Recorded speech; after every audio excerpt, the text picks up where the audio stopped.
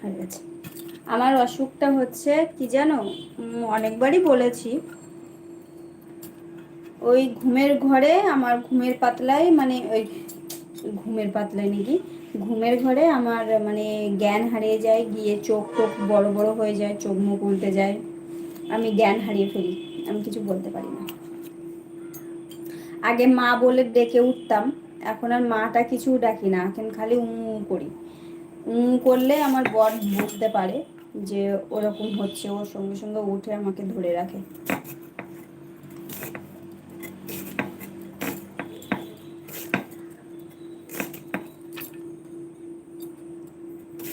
ও আমাকে রোগ দেখে শুনেই বিয়ে করেছে। অনেকে তো আছে হারামি একটা একটা।